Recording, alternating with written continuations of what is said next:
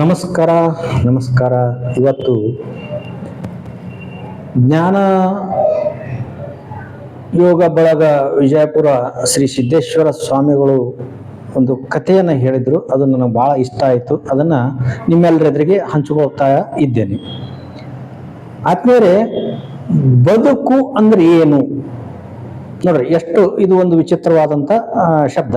ಎಲ್ಲರೂ ಹೇಳ್ತಾರೆ, ಏನ್ ಬದುಕಪ್ಪ ನಿಮ್ದು, ಏನ್ ಬದುಕು, ಹಿಂಗ್ ಬದುಕಬೇಕು, ಹಂಗ್ ಬದುಕಬೇಕು, ಹಾಗೆ ಬದುಕಬೇಕು, ಹೀಗ್ ಬದುಕಬೇಕಂತ ಏನೇನೋ ವಿಚಾರಗಳನ್ನ ಮಾಡ್ತಾ ಇರ್ತೀವಿ. ನಮ್ಮ ಹಿರಿಯರು ನಮ್ಗೆ ಹೇಳ್ತಿರ್ತಾರೆ, ಹಿಂಗ್ ಬದುಕು, ನಾವು ಹಿಂಗ್ ಬದುಕಿದ್ವಿ, ನೀವು ಹಿಂಗ್ ಬದುಕ್ರಿ ಅಂತ. ಒಬ್ಬೊಬ್ಬರ ಪ್ರಕಾರ ಒಂದೊಂದು ರೀತಿಯ ಬದುಕು ಇರ್ತದೆ.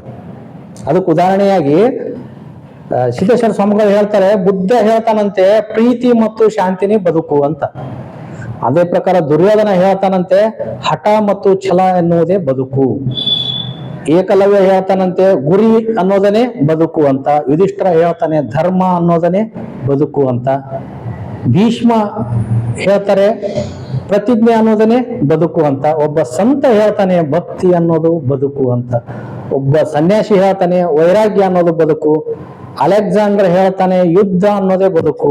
ಶ್ರೀಮಂತ ಹೇಳ್ತಾನಂತೆ ಮೋಜು ಮತ್ತು ಮಸ್ತಿ ಅನ್ನೋದನ್ನೇ ಬದುಕು ಅಂತ. ಮಧ್ಯಮ ವರ್ಗದವನು ಹೇಳ್ತಾನಂತೆ ಉದ್ಯೋಗನೇ ನನ್ನ ಬದುಕು ಅಂತ. ಹಸಿದವ ಹೇಳ್ತಾನಂತೆ ತನ್ನ ಪಾಲಿನ ಅರ್ಧ ರೊಟ್ಟಿಯೇ ನನ್ನ ಬದುಕು ಅಂತ ಹೇಳಿ. ನೋಡಿ, ಎಷ್ಟು ಜನರು ಎಷ್ಟು ತರದ ಒಂದು ವ್ಯಾಖ್ಯಾನವನ್ನ ಕೊಟ್ರು.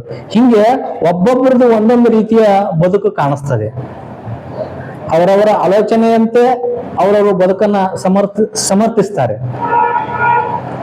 ಬದುಕುವುದು ಸುಂದರವಾದ ಒಂದು ಅನುಭವ.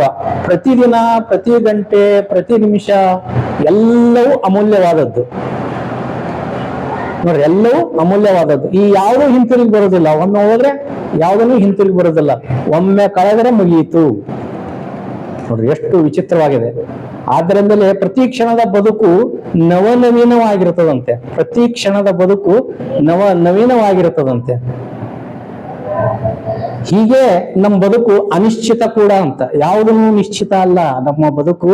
ನಾವು ಹುಟ್ಟಿ ಸಾಯುವವರೆಗೂ ಯಾವುದು ನಿಶ್ಚಿತವಾಗಿ ನಮಗೆ ಸಿಗೋದಿಲ್ಲ. ಎಲ್ಲವೂ ಅನಿಶ್ಚಿತತೆಯಲ್ಲಿಯೇ ನಡೀತದೆ.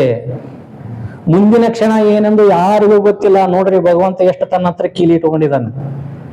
ಮುಂದಿನ ಬದುಕು ಯಾವ ರೀತಿ ಅಂತ ಯಾರಿಗೂ ಗೊತ್ತಿಲ್ಲ, ಆ ಭಗವಂತನ ಬಿಟ್ಟು. ಈ ಕ್ಷಣವೇ ಪರಮ ಪವಿತ್ರವಾದದ್ದು. ನೋಡ್ರಿ, ನಾವು ಈ ಸದ್ಯ ಏನಿದ್ದೇವಲ್ಲ, ಇದೇ ಮಾತ್ರ ಪರಮ ಪವಿತ್ರವಾದದ್ದು. ಇದರಲ್ಲಿನೇ ನಾವು ಎಲ್ಲವನ್ನು ಕಾಣ್ಕೋಬೇಕು. ಭಗವಂತ ಈಗ ನಮ್ಗೆ ಏನ್ ಕೊಟ್ಟಾನ, ಉದಾಹರಣೆಗೆ ಒಂದು ರೊಟ್ಟಿ, ಒಂದು ತಾಟಲ್ಲಿ ಒಂದು ರೊಟ್ಟಿ ಇರ್ತದೆ. ಆ ರೊಟ್ಟಿ ಮಾತ್ರ ಈ ಸದ್ಯಂದು. ಆ ರೊಟ್ಟಿ ಮುಗಿದ ಮೇಲೆ ಏನ್ ಬರ್ತದಂತ ಯಾರಿಗೂ ಗೊತ್ತಿಲ್ಲ. ಅದಕ್ಕೆ ಅವ್ರು ಹೇಳ್ತಾರೆ, ಈ ಕ್ಷಣ ಪರಮ ಪವಿತ್ರವಾದದ್ದು. ಈ ಕ್ಷಣವನ್ನ ಸಂಪೂರ್ಣ ಅನುಭವಿಸುವುದೇ ಬದುಕು. ನೋಡಿ, ಬಂತು. ಈಗ ನಮ್ಮ ಹತ್ರ ಏನಿದೆ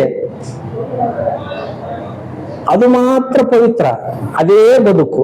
ಅದನ್ನ ನಾವು ಸೌದ್ರೆ, ಅದನ್ನ ನಾವು ಅದರದ ರುಚಿಯನ್ನು ಕಂಡ್ರೆ, ಆ ಕ್ಷಣದಲ್ಲಿ ಅದನ್ನು ಮಾಡಿ ಮುಗಿಸ್ಬಿಟ್ರೆ ಅದೇ ಬದುಕು. ಉದಾಹರಣೆಗೆ ದಾರಿಯಲ್ಲಿ ಹೊಂಟಾಗ 10 ರೂಪಾಯಿ ಬಿದ್ದಿರ್ತದೆ. ಆ 10 ರೂಪಾಯಿನ ತೆಗೆದುಕೊಂಡು ನಾವು ಕಿಶೆದಾಗ ಇಟ್ಕೋಬೇಕು. ಆದ್ರೆ ಆ 10 ರೂಪಾಯಿ ನೋಡಿ, ಇಲ್ಲಿ 10 ರೂಪಾಯಿ ಬಿದ್ದದ, ಮುಂದೆ ಹೋದ್ರೆ ಇನ್ನು 20 ರೂಪಾಯಿ 50 ರೂಪಾಯಿ ಯಾಕೆ ಬಿದ್ದಿರಬಾರ್ದು, ಇದನ್ನ ತಗೊಂಡು ಏನ್ ಮಾಡೋದು, ಅದನ್ನೇ ತಗೊಳ್ಳೋಣ ಅಂತ ನಾವು ಹೋದ್ವಿ ಅಂತಂದ್ರೆ ನಮ್ಮಂತ ಮೂರ್ಖರು ಯಾರು ಇಲ್ಲ. ಆ 10 ರೂಪಾಯಿ ಭಗವಂತ ನಮಗ್ ಕರುಣಿಸಿರ್ತಾನ, ಪಾಪ ಯಾರದ್ದೋ ಇರ್ತದೆ, ಅದು ನಮಗ್ ಸಿಕ್ಕಿರ್ತದೆ. ಅದನ್ನ ನಾವು ತೆಗೆದುಕೊಂಡು ಅದನ್ನ ಸುಕರ್ಮಕ್ಕೆ ನಾವು ಉಪಯೋಗ ಮಾಡಿದ್ರೆ ಅದು ಬದುಕಂತ ಹೇಳ್ತೀವಿ. ಆ 10 ರೂಪಾಯಿನ ತೆಗೆದುಕೊಳ್ಳದೆ 20 ರೂಪಾಯಿದ ಆಶೆಗಾಗಿ ನಾವು ಮುಂದೆ ಹೋದ್ವಿ, ಅದನ್ನ ಬಿಟ್ಟು ಮುಂದೆ ಹೋದ್ರೆ ಅದು ಬದುಕಲ್ಲ. ಸಂಘರ್ಷ, ಮನಸ್ತಾಪ, ಕೋಪ, ದ್ವೇಷ ಇವುಗಳನ್ನು ಕಡಿಮೆ ಮಾಡಬೇಕು. ಕಡಿಮೆ ಮಾಡ್ತಾ ಪ್ರೀತಿ, ಸೌಹಾರ್ದ, ಸಹಾಯ, ಕಾರುಣ್ಯ ಮತ್ತು ಹಸನ್ಮುಖದ ನಡುವೆ ಬದುಕುವುದೇ ಸಾರ್ಥಕ ಜೀವನ. ನೋಡ್ರಿ, ಎಷ್ಟು ಸೊಗಸಾದ ಮಾತುಗಳಿವು. ನಾವು ಯಾವಾಗ ನೋಡಿದ್ರು ಸಿಡುಕ್ತಿರ್ತೀವಿ, ಯಾವಾಗ ನೋಡಿದ್ರು ಬೈತಾ ಇರ್ತೀವಿ. ಮಕ್ಕಳಿಗೆ ಬೈತಾ ಇರ್ತೀವಿ, ಮನೆಯಲ್ಲಿ ಹೆಣ್ಮಕ್ಳಿಗೆ ಬೈತಾ ಇರ್ತೀವಿ, ಹಿರಿಯರಿಗೆ ಬೈತಾ ಇರ್ತೀವಿ, ಹೊರಗಡೆ ಯಾರ್ಯಾವ ಶಿಖರ ಬೈತಾ ಇರ್ತೀವಿ. ನಮ್ಮ ಮನಸ್ತಾಪ ಆಗಿರ್ತದೆ, ಅದನ್ನ ನಾವು ಈ ಎಲ್ಲರ ಮೇಲೇನು ಹಾಕ್ತಾ ಇರ್ತೀವಿ, ಸಿಡುಕ್ತಾ ಇರ್ತೀವಿ. ಯಾರನ್ನು ಪ್ರೀತಿಸೋದಿಲ್ಲ, ಎಲ್ಲರನ್ನು ದ್ವೇಷಿಸ್ತಿರ್ತೀವಿ.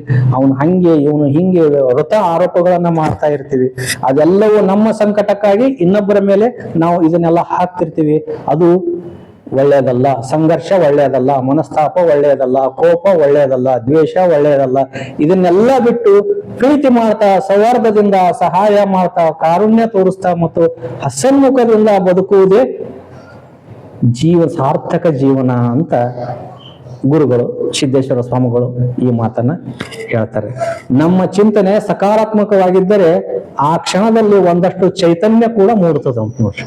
ನಾವು ಒಳ್ಳೆಯದನ್ನ ಮಾಡ್ಬೇಕು ಅಂತ ನಮ್ಮ ಮನಸ್ಸು ಹಪೆಪೀತನ ಇತ್ತಂತಂದ್ರೆ ಅದನ್ನ ಮಾಡಕ್ಕೆ ಹೆಚ್ಚಿನ ಒಂದು ಉತ್ಸಾಹ ಸಿಗ್ತದೆ, ಚೈತನ್ಯ ಸಿಗ್ತದೆ.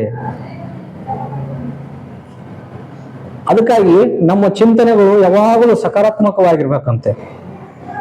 ಇಲ್ಲವಾದ್ರೆ ನಿರಾಶೆ ನಮ್ಮದಾಗುತ್ತದೆ. ಕಷ್ಟ, ನೋವು, ನಿರಾಶೆ, ದುಃಖ ಎಲ್ಲವೂ ಎಲ್ಲರಿಗೂ ಇದೆ ನೋಡಿ. ಇದು ಎಲ್ಲರಿಗೂ ಕಾಮನ್ ಆಗಿದ್ದಿದ್ದೆ. ಭೂಮಿ ಮೇಲೆ ಹುಟ್ಟು ಬಂದಿಂದ ಈ ನಿರಾಶೆಗಳು, ಕಷ್ಟಗಳು, ನೋವು, ನಲಿವು, ಅಪನಿಂದೆಗಳು ಇದೆಲ್ಲ ಕಾಮನ್, ಎಲ್ಲರಿಗೂ ಬರೋದೇ ಇದು. ಆದರೆ ಅವುಗಳ ಮಧ್ಯೆ ಸಂತೋಷದಿಂದ, ತೃಪ್ತಿಯಿಂದ ಬದುಕುವುದೇ ಜೀವನ, ಅದೇ ಒಂದು ಬದುಕು ಅಂತ ಸಿದ್ದೇಶ್ವರ ಸ್ವಾಮಿಗಳು ಲಾಸ್ಟಿಗೆ ಹೇಳ್ತಾರೆ. ಇದು ಜ್ಞಾನಯೋಗ ಬಳಗದವರು ಈ ಒಂದು ಕೋಟನ್ನ ನಾನು ಕಳಿಸಿಕೊಟ್ಟಿದ್ರು. ಅದು ಏನೋ ಅತ್ಯಂತ ಸುಂದರ ಅನಿಸ್ತು. ಅದಕ್ಕಾಗಿ ತಮ್ಮೆಲ್ಲರೆದುರಿಗೂ ಇದನ್ನು ನಾನು ಹಂಚ್ಕೊಳ್ತಾ ಇದ್ದೇನೆ. ಇಂಥ ಬದುಕನ್ನ ನಾವು ಬದುಕಬೇಕಲ್ವೇ? ಇಂಥ ಬದುಕನ್ನು ಬದುಕಿದ್ರೆ ಮಾತ್ರ ಇದು ಸಾರ್ಥಕ ಜೀವನ ಅಂತ ಅನಿಸ್ಕೊಳ್ತದೆ.